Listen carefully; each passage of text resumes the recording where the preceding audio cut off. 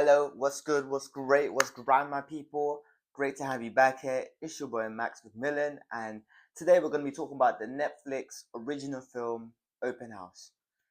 Now, if you're joining me for this video, I'm going to be explaining the ending, and because I'm going to say that straight up, if you haven't seen the film, let me tell you right now, please don't watch it. I haven't done this before with a film review or whatever, but I'm telling you right now, guys, don't waste your time, don't waste your energy, don't waste your effort, do not waste your viewership times. You're not gonna get it back. And this is one straight off the back before I go into it.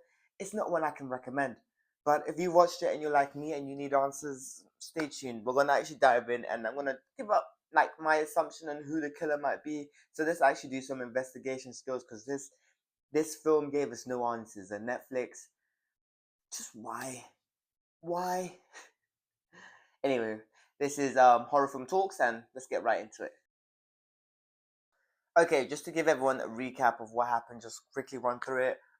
Essentially, we're talking about a family of three: mom, dad, son. The dad actually dies early on in the film, and he's going to buy some milk and eggs and whatnot.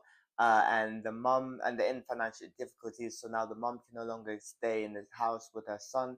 So in the meantime, while she's trying to figure out where to go and what to do, she moves into her sister's open house in like this big massive house out in the country, like your neighbor is through the forest, like you're in the forest in the snow and everything, just to give you lots of context. So they're moving there as she's trying to figure out the situation and what to do, and her sister's letting her stay here for free. But caveat, it's an open house, meaning people are going to be coming in to see the house. The estate agents are there and coming throughout the main part of the day, so that you can't actually be in the house during the day, but somewhere to stay, somewhere to sleep, and somewhere to rest your head. So that's the premise of it.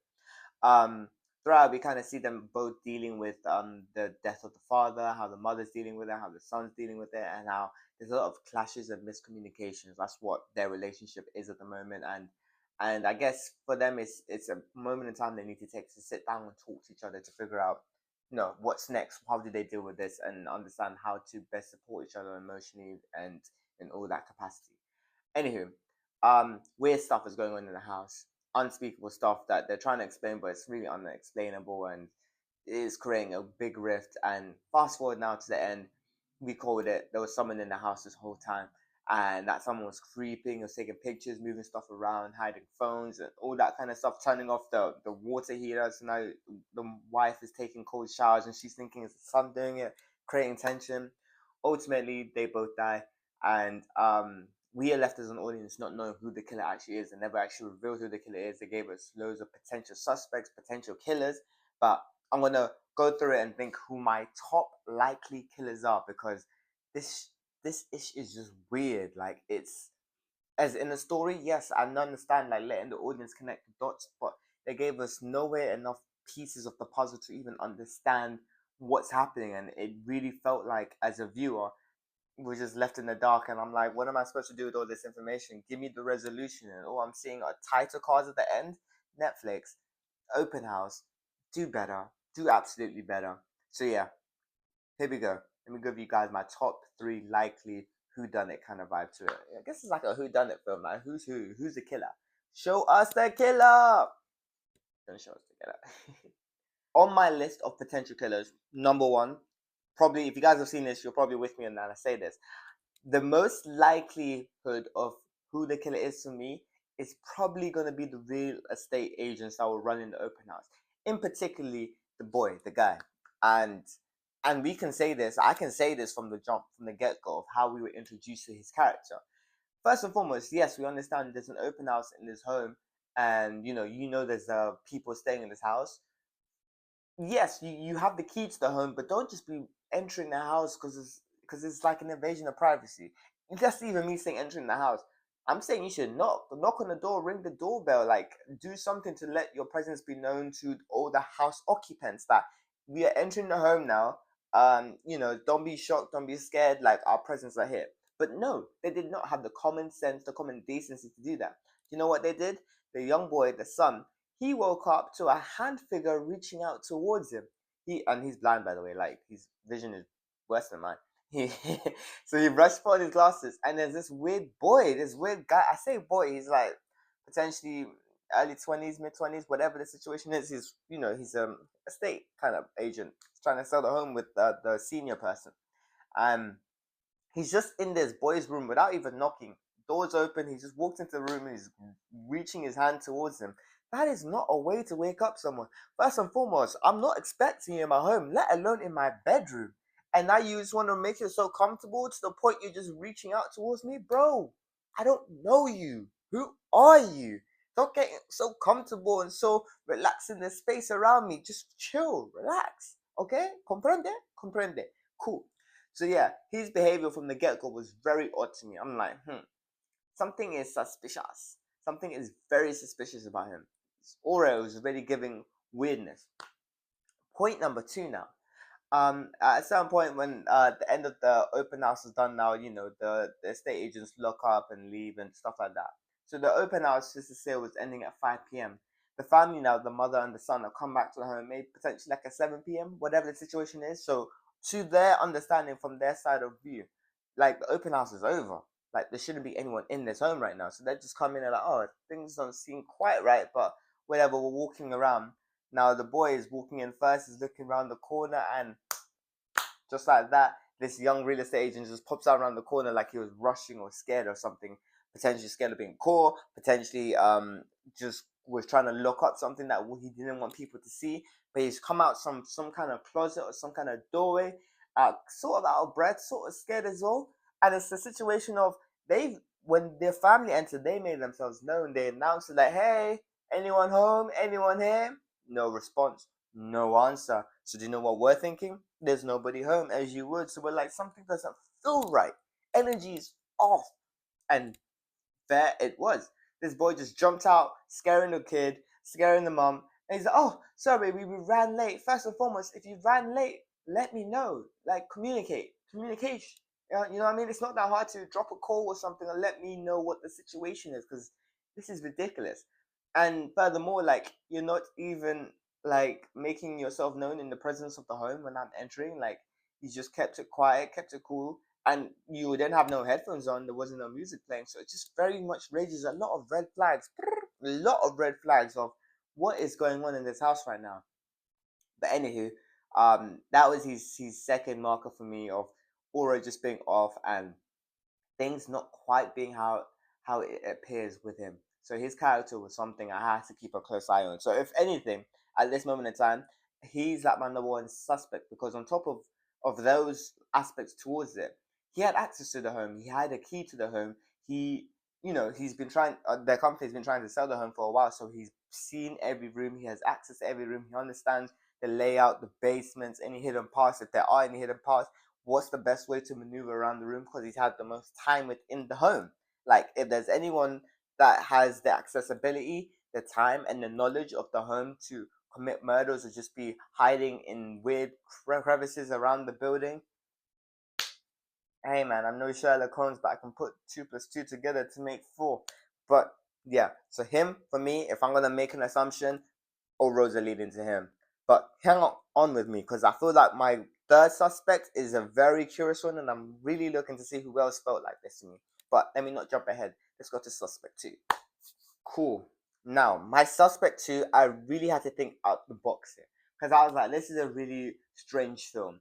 So what's a possible, really strange possibility that could be happening? And I'm really underlining the word strange, and potentially them leaving breadcrumbs for us to pick up and gather the pieces together for. Now, follow me here. The neighbor woman who kept, talking about her husband like he's dead, he's alive, he's dead, and then people saying, oh, she has Alzheimer's, and to that degree. I think we need to look at that with a closer lens, with a little more of a magnified lens. And what I mean about that is, potentially, bear with me here, her husband actually is alive. And she's not supposed to talk about him being alive because of what he may or may not be up to. You see where I'm going with this one?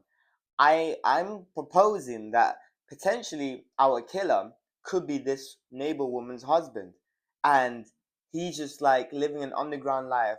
And the fact that he's not even considered a suspect or anything to that degree now is because he's no longer with us. Which is why, like, later on when he's chasing down the kid, he just takes off his glasses to make sure he can't even see who he's dealing with. He's like, don't worry about it. Now that you can't see who I am, I can have fun with you. Even the fact, like, for someone to be able to do this, they would need to live in the area, and she was the neighbor. They'll need to have knowledge of the house, assuming if he's a neighbor, he's helped out to fix little things here and there. He knows the property rather well. He knows the area, and he would have time and access to this place. And whether his wife wants to remember it or not, like how, like I don't know if it was a situation where her Alzheimer's now is like helping her and kind of like protecting her from the situation of not trying to remember what her husband is up to or doing, but it makes sense why she may see him every now and then and just be like, oh yeah, he's alive. I've seen him. Like, he's, what are you talking about? Don't be talking about my husband's dead and then remembering, no, he actually did die, and getting that confusion, because they did repeatedly say, yes, she can get confused from time to time.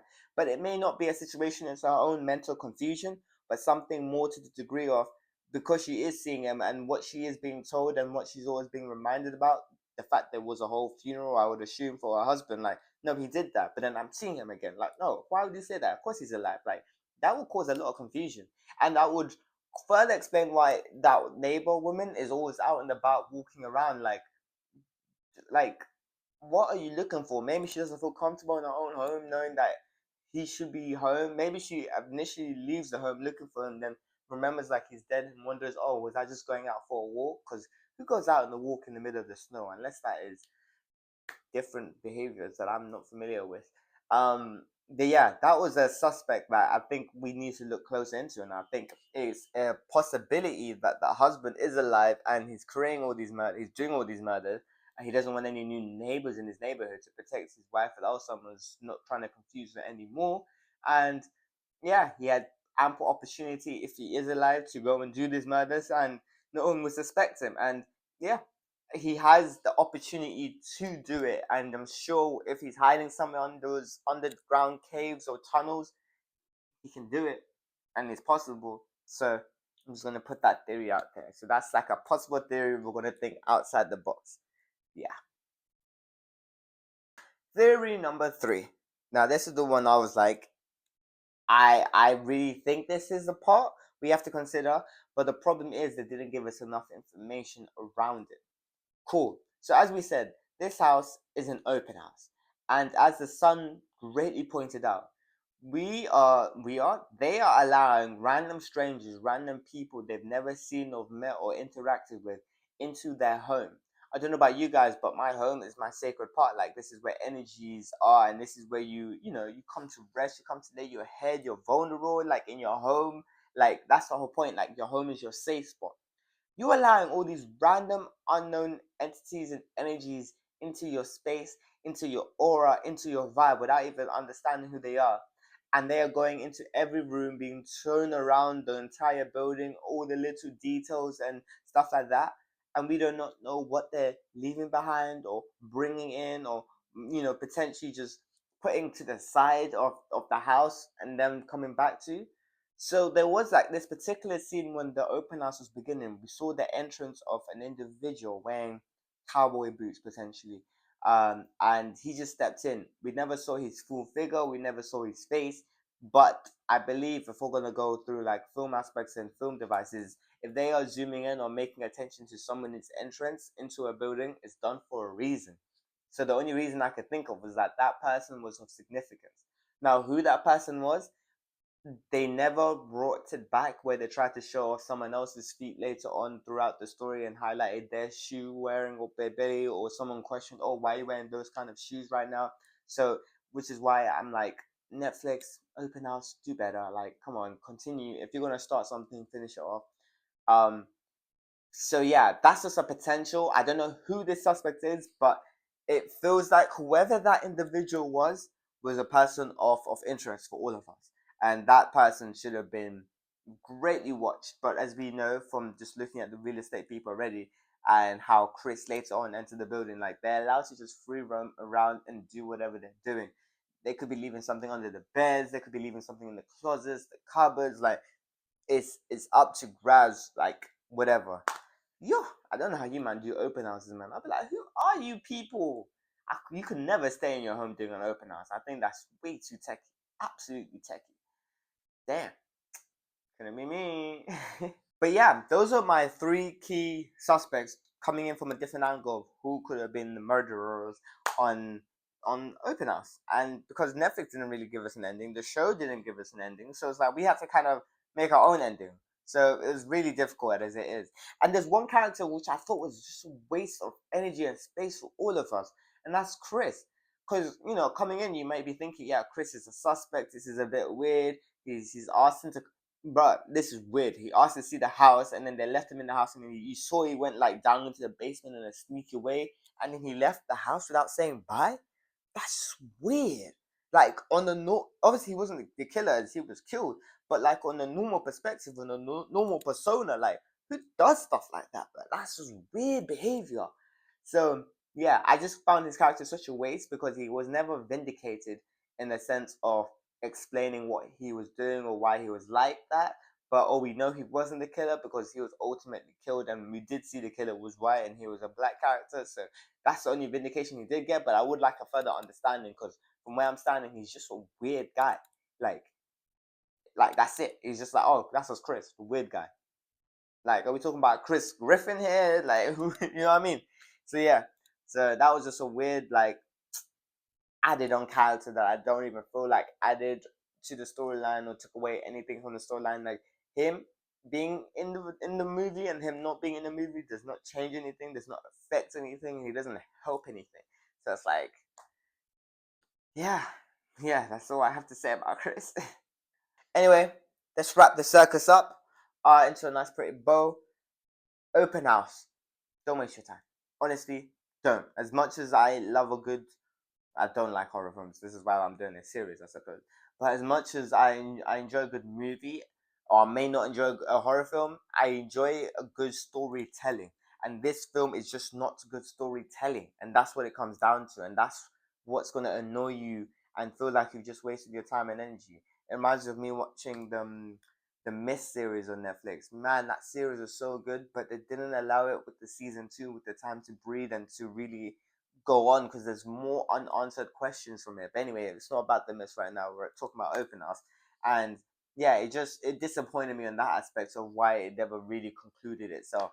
So because of that, I'm gonna have to give it a firm 1 out of 10. Firm rating of 1. Like this is not something I can even suggest to. I wouldn't wish this on my worst enemy to watch. That's how I'm saying. It's just like at the end of it, you're like, oh, we really could have watched something better. We really should have watched something better. But now you guys know. Now you understand. Learn from our mistakes. But thank you so much for joining me for this episode, guys. It's been a pleasure. It's been a blast. Hope you've learned something. Let me know who you guys think the killer it might be or is. Did I miss someone who was like a key suspect for you? But Open House on Netflix, interesting film. Not for me. Wouldn't recommend it for others. But hey, more films out there, and this is why we do this. We like some we don't like. Some are great, some are fantabulous, some are thrown to the bin. This one more leaning to that side for me. But thank you so much as always.